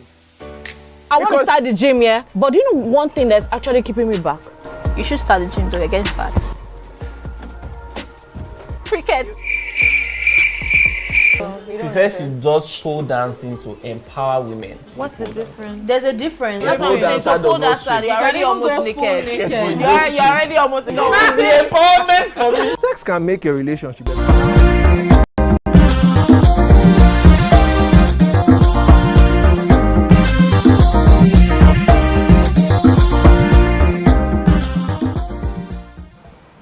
Thanks for staying with us. We still have our guest here, and we're just learning so much from experience. And we said earlier before the break that this is an organic story that we love to share. BC, want to jump in? Yes, I have a question. So, listening to you, I recognized the talent and your ability to spot opportunity, which sometimes doesn't come like opportunity. It's usually covered, but then as you go in, you now realize that, okay, this is an opportunity for me to grow, and I'm wondering what you would tell a lot of women who have talents, but they are not open to seeing opportunities for whatever reason. I wouldn't want to say I give the credit to you being able to stay abroad and coming back, because we have people who have not even traveled, who have seen opportunities in their land. We are constantly packing up our bags and leaving the country, saying that the government is not doing this, this is not happening, that one is not working out well. and there are opportunities. Like anybody can sit down, pay attention, and see the needs of people. So what do you tell that woman who she's got a gift in her hand, but she's waiting for somebody to come and maybe help her, or lift her up, or support her, or give her a platform to shine before she can move? What do you tell that kind of person? So I meet those kind of women every day, and what I'll tell them is to start. Like, start. There's this thing that I laugh about with my friends today, and I will share it here because it's easy for us to see how people are, and because we're in the age of social media. People are starting things and you think it's easy, but let me say, during COVID, there was a video a friend of mine shared, and it was of this movie star walking down with her maid uniform, and they wrote, "Me going to work because I refused to dance on TikTok in 2020." Some of us were looking at those things and we think it's easy. Because for me, even to open up my private page, it took me 12 years to say, okay, I want to let people in. But going back to your question, like saying what you have in your heart, if you don't start, how would you know what will happen? When I started this thing, people that are my customers today, there's some of them, there's this particular lady, my very first fair, that I went to that walked past my table and looked like, what was that? He's a big customer of mine today. I've never bothered to tell her that I noticed that look. He's not today. I have people who wouldn't dare look at what I was doing. But today, if anybody told me dollar will get to where it got to, you know, there are regimes that have come and people are saying, oh, things are difficult, things are this, and we are there, steady on, just moving. Growing. You're talking about opportunities. We're in a land where you can drop beans on the floor and in 5 days it's germinating. And we're saying we don't have food. Okay. Talk to me. When we were growing up, yes, put the beans inside the pot, brown beans. By the time we come back, we used to do it in my mother's flower pot, and then they'll line us up and say, who took that beans there? Because we just couldn't imagine. So there's opportunities, and if you don't start, you will never know. Then another thing I'll say to ladies, who are your friends? A friend of mine said to me I was going for a speaking program, and I was talking to her about it. I'll give her, my friend Oduin, shout out to Oduin, she has to be mentioned. And she said to me, self-care is not manicure and pedicure. It's who are your friends? Who are you telling your dreams? Who are you telling, who are you saying, who are you talking to? Who is lying next to you on the bed? Who lets you rise? Who would see, like I have a husband that I can short most of my bags. I know sometimes my husband feels I don't listen to him. Yes, it's good that I'm saying this so you can watch. Can we shout out as shout out to you. You know, but sometimes he was naming bags without knowing. I'll drop something because I always want him to see. Because it's like the first person we finish a design, they bring it to the house, I leave it there. I want to get his view. And he was just saying, maybe this is a vintage thing. Why is this like this? He's so detailed. So I want to hear what he has to say. Yeah, was your uncle? Yes. Yeah, he's been my uncle. Who is my uncle? He's the person lying next to me. Let me come to Amaka. Let me hear you. What a question. Amaka is drooling. Yes, I'm drooling because I love like an organic. I love when things are organically, done. Yes, materialized. And Bisi said something about like for women that are not doing anything and stuff. Also, women that are even doing something. Like I tell people, I have more than 3 jobs, right? Most people don't know that, like, as in, I'm living with myasthenia gravis, which I'm not supposed to have any energy at all. But then I'm doing that because I know that I'm a creative person. I'm also doing the legal job, doing everything, right? So it's not just about women that don't have jobs. Even when you have a job and you have a passion, or you're creative about something, or there's just something in your mind, you can juggle, you need to be able to live a life of purpose. And I can see from what you're doing that you're living a life of purpose. So my question to you is, how are you also impacting other women, other people out there to live their life of purpose? Because I see that, I know you're in town for something, and then with what you're doing now, which is made in Nigeria, which is what we're trying to promote, there's so many people now are seeing what you're doing, and so many organizations are keen in, and they're paying for your lifestyle now is being paid for both home and abroad. When you travel, they pay for it. Your hotels is being paid for by international organizations. So how are you transferring this your life of purpose to other women, and then also teach us how? Yeah, I would like for organizations to also enter my life. What you like to tell us how So I've always been the girl that people I don't know, and I hope they're watching this TV station, because I believe the world is big enough for us to play. Yeah. It's easy for you to say people are copying you or people are wanting to be like you, but I cannot make bags to even satisfy. If they say everybody in Abuja should start buying my products, and they say I need 5,000 people producing it, I cannot make bags enough to satisfy everyone. Mm-hmm. So I'm the girl that people I don't know have called, and I'll tell you where I'm buying my machines. Mm. You know, it's been like that, because I remember starting this business, and a good friend of mine as well, Elizabeth, was the one that told me how I could order proper accessories. So I am also not a lady that will tell you women are not supporting women. Because if women were not buying my bags, there would not be a McNissy today. If women were not telling their husbands, my gift is McNissy. So I share. If you know me, you know, I share. Somebody said to me, you need to actually now have a platform where you are actually sharing more. Yeah. Because people need to meet you. Yes, I'm very busy. I'm trying to organize, structure my business. I also have my own teething behind the scenes problems of running a business in Nigeria. But I am willing to tell you, call Mr. This person in OT Ventures in Alba. That's where you can get this machine.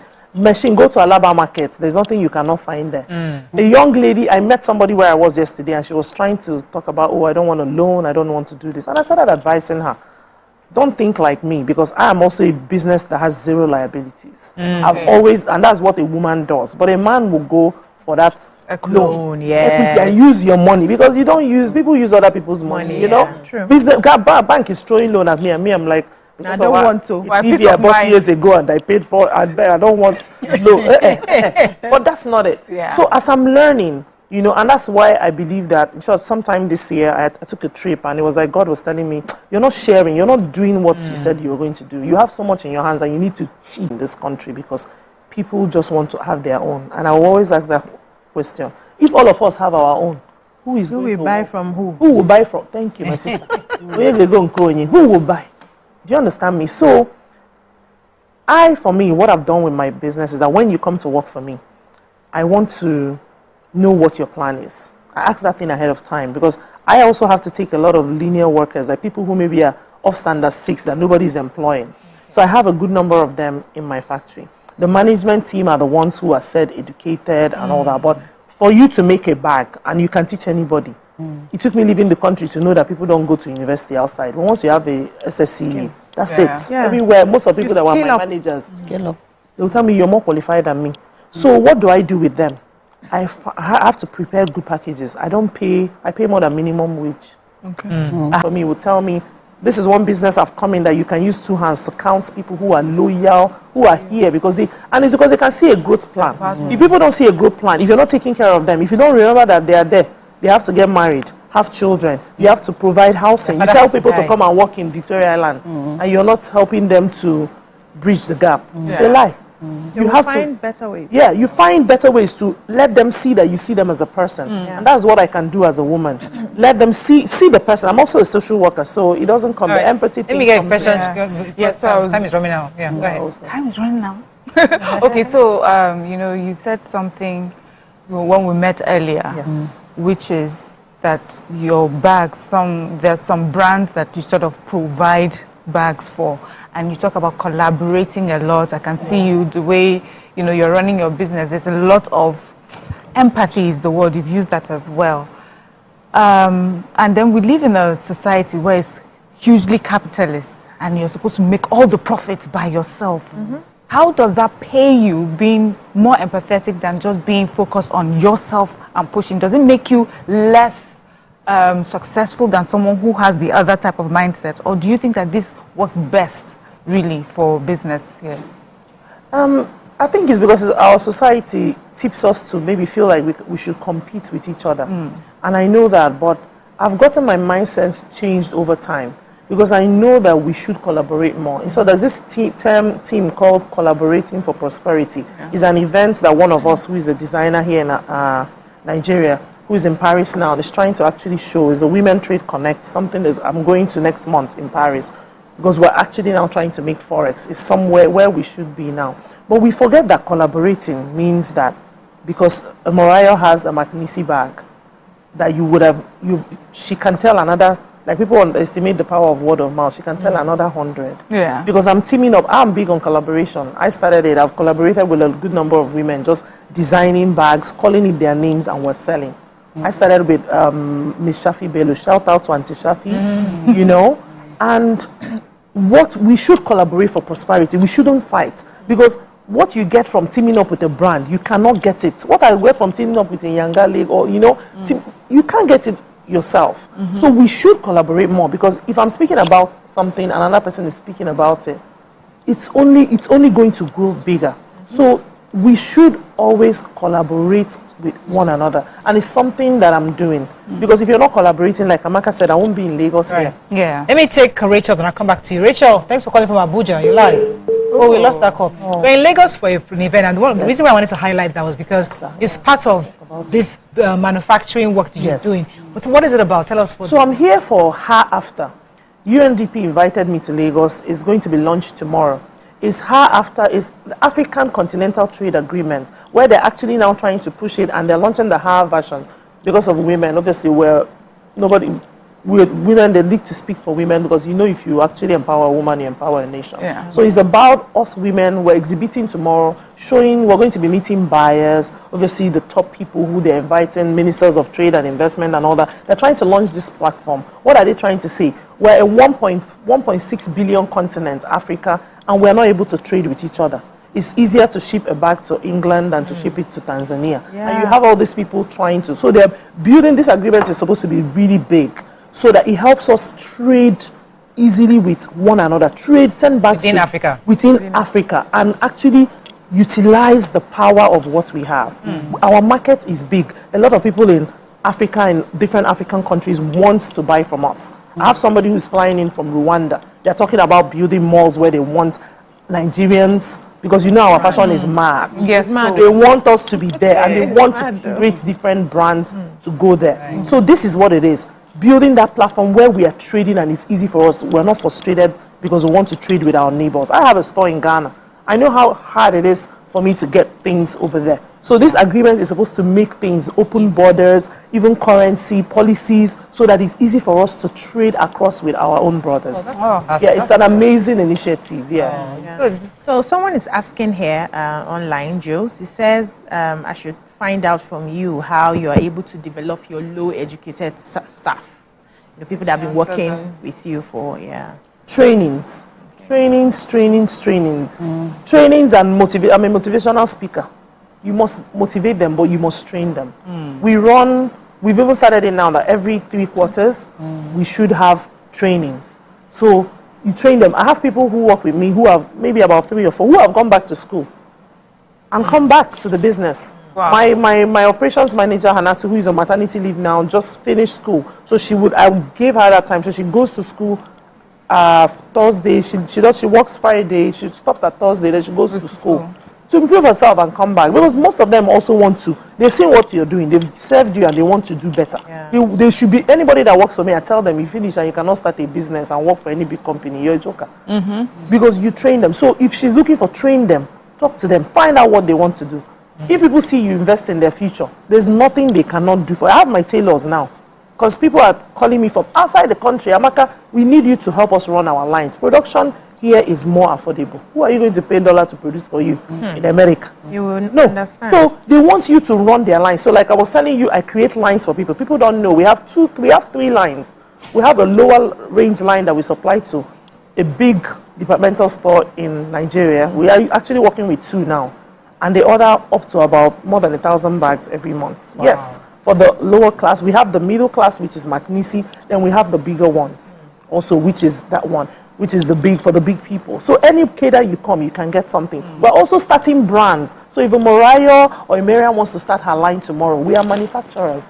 We work with government organizations. Government said they're going to be giving manufacturers 7 billion or something billion. I hope I'm involved. I'm here. I'm waiting because we need a bigger factory. Yes, so as I'm here, yes, I applied for something and I hope I am going to be called, because I know that Magnisi can hire 1,000, 2,000 people. We can create my factory. Yes, to employ more. There's so many people that knock on my factory door.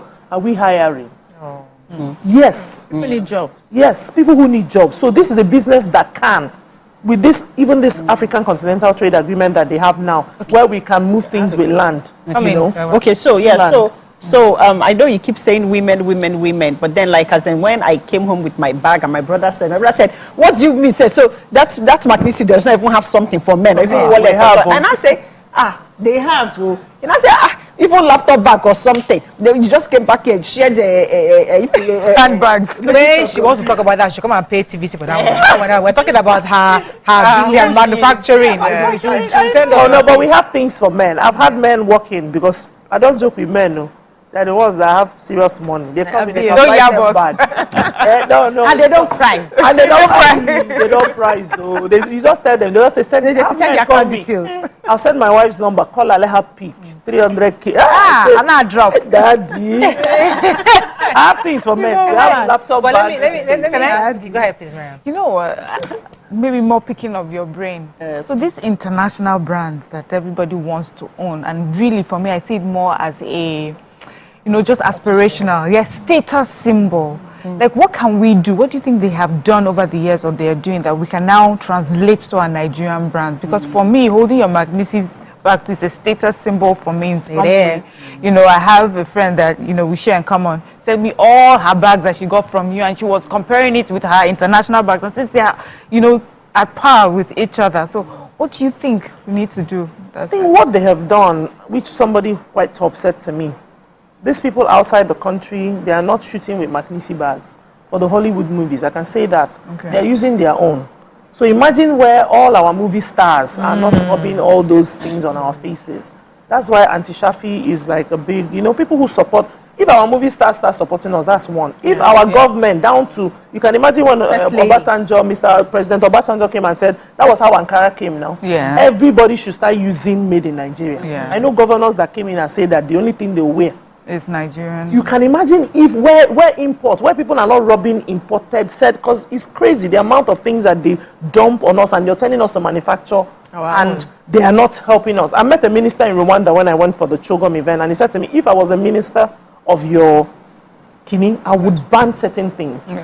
Because if you tell us to produce and you know that if we are producing, we have taken enough of these people's own, how are we export? Is that not the reason why our dollar is what it is? And the government and the ministers and people who has like you people now see, I'm seeing Magnisi bags everywhere. Carry it and not just Magnisi. There are so many designers. We're the designers. That is how to put us out there. So that the international brands. We're going to Paris because people want Nigerian fashion for this WTC event, the World International Women Trade Connect. They want our Ashoke. Have you seen a Magnisi Ashoke bag? Have you seen the Femi handbags of the world who are making bags that are, if we can do that, the international will start. Beyonce will carry Magnisi back tomorrow. Yes. I just want to add that I think we just need to go back to believing in ourselves and our capacities. Because I've seen quite a number of rich women who do not do all these designer things. They don't carry it.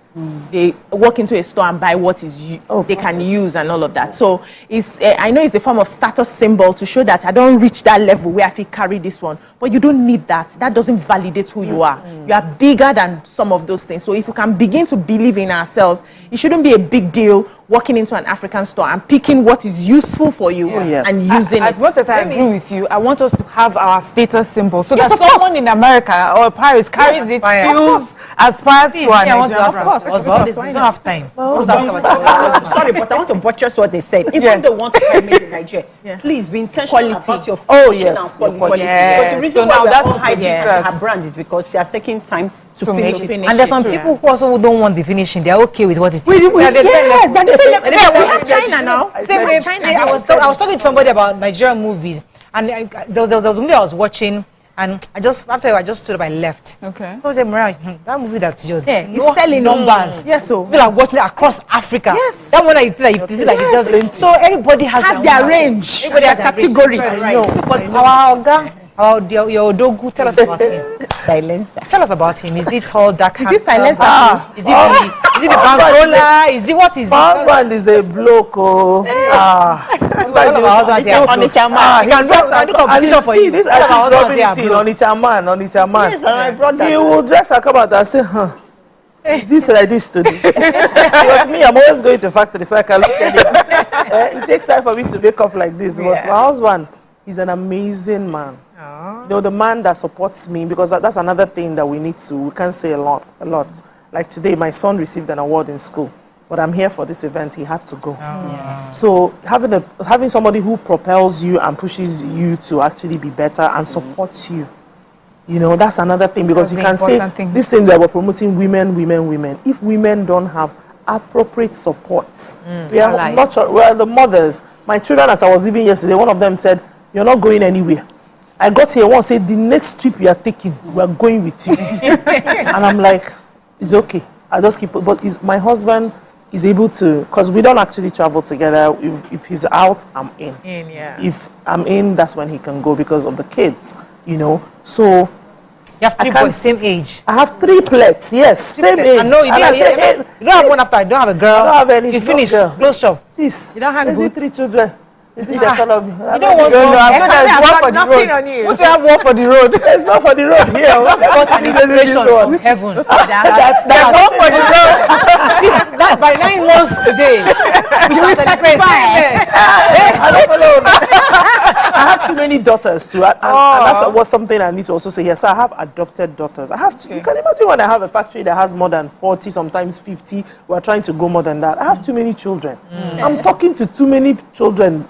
Mother Abraham. As in, I have adopted, I have seconded, I have everything. Thank you so much. There's no way for coming here. We really appreciate you. We really shared a true Nigerian story with us. And we are so grateful for your opportunity. And we're here to support you in any way you want. We're always here we're here to push you forward and in any way. So we're really glad. Thank you very much for sharing your story with us this morning. Thank you for having me. God bless all of you. Bless all the women of the view and propel you. Thank you. That's all we can take on today's show. Hope you learned a few things as we have. Have a great day. We'll see you tomorrow. Bye for now.